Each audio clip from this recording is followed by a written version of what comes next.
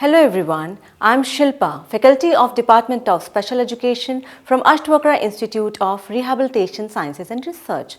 Today I am going to deliver a lecture on topic characteristics of normal speech. Every speech has a normal characteristics which includes purposiveness, communicativeness, agreeable voice quality, flexibility, adequate projection, adequate articulation and correct pronunciation. Animation, ease of bearing, absence of excessive fear and timidity, semantic/linguistics and soundness. Purposiveness. For effective speech, it should be purposeful. It should serve the purpose with which the speech was initiated to begin with. If speech is meant to seek information about something, it should do so. If it intends to express an emotion, it should do so correctly. Speech that does not serve its purpose is not effective. Communicativeness. Speech should be purposive and should carry a sense of personal contact and rapport with the listeners. Communicativeness is possible only when there is full realization of the meanings that are being conveyed. Also, for speech to be communicative, it should be direct and logical.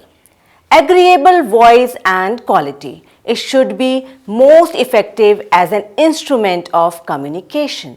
The speaker's voice should be of good quality. It should not be breathy, harsh, shrill, excessive nasal or unpleasant. It should be age and gender appropriate or optimum pitch and adequate loud. Flexibility. Flexibility of speech refers to flexibility of features such as pitch, loudness, rate, quality and stress. Without flexibility, speech will become monotonous and boring. Flexibility refers to variations that a speaker creates while speaking. This can be achieved by varying the quality of speaking. This can be achieved by varying the quantity of speech, varying the length of the sentences, varying the rate of speech and varying the number and length of pauses. Now, adequate projection. Projection refers to speech and voice that is sufficiently strong. Good projection arises from a good voice. Mechanisms, proper use of the voice.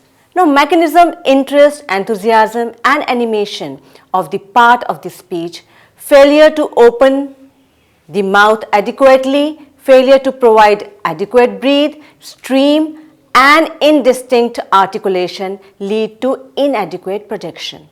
Now, adequate articulation. Distinctness of speech requires flexibility and agility of the speech organs. For correct and adequate articulation, the sound in the language should be formed at the right place of articulation and in the correct manner of articulation. Correct pronunciation. The pronunciation of a good speaker should be acceptable by the listeners. This is especially relevant to the variations in the pronunciation of the particular word in different dialect and regions. Animation. For speech to be effective, it should contain liveliness, alertness and interest. A speaker who is dull, lifeless and uninterested is not considered a good speaker by many. Now, ease of bearing. The posture and the body language of the speaker convey a lot about the speaker.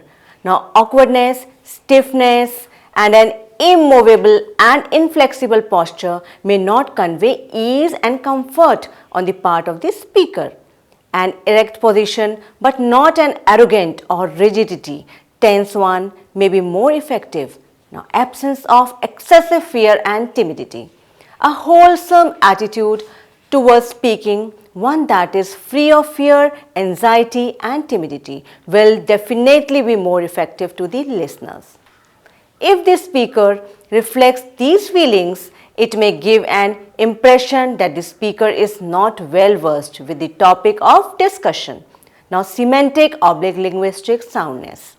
A good and effective speaker is one who makes good and apt choice of the right words in the right context, a powerful vocabulary with good knowledge of linguistic rules, contributes immensely to effective speech. I hope that you all have understood the topic of mine, that is characteristics of normal speech. Thank you very much.